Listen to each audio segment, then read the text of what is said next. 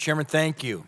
I'd like to begin my time by addressing the flawed notion that the Inflation Reduction Act's $80 billion in supplemental funding to the IRS will somehow spare ordinary Americans from increased audits.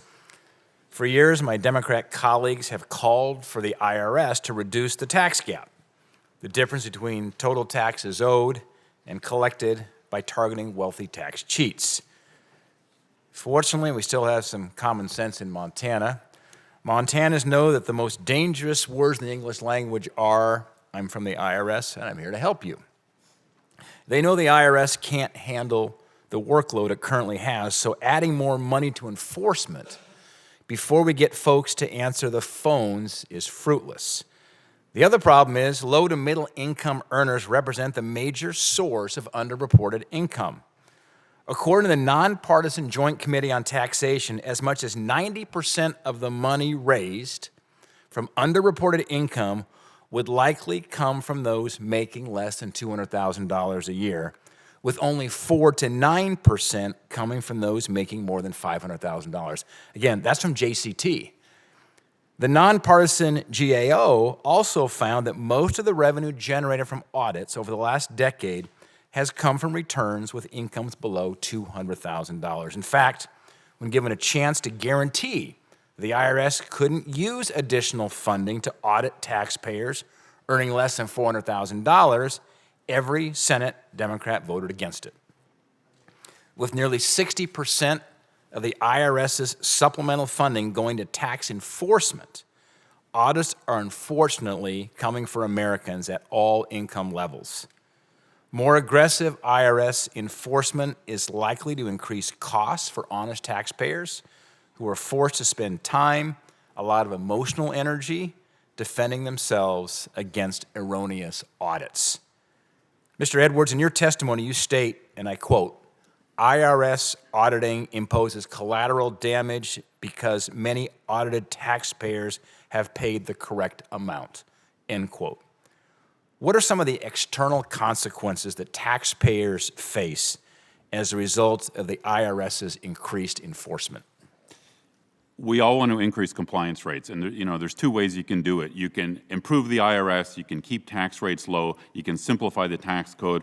All of those strategies would save taxpayers money, and you'd increase in compliance. Yes, you can increase compliance with higher audit rates, but there, as you said, there would be collateral damage on the many people who get audited, go through all the anguish, the lawyer costs, and all that financial uncertainty, and they've paid the correct amount. And as I said, there's an interesting GAO in a GAO study on auditing last year.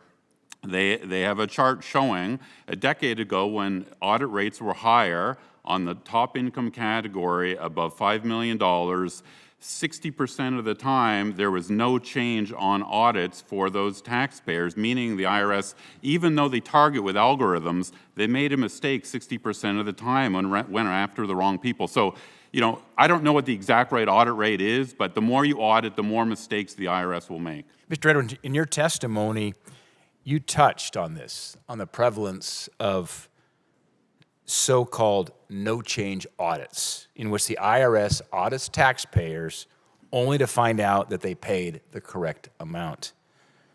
In fact, you stated that for individuals earning more than $5 million, the no-change rate is just under 40%, meaning in 40% of these cases, the IRS is expending time and resources forcing individuals to exhaust their own time and resources for no reason.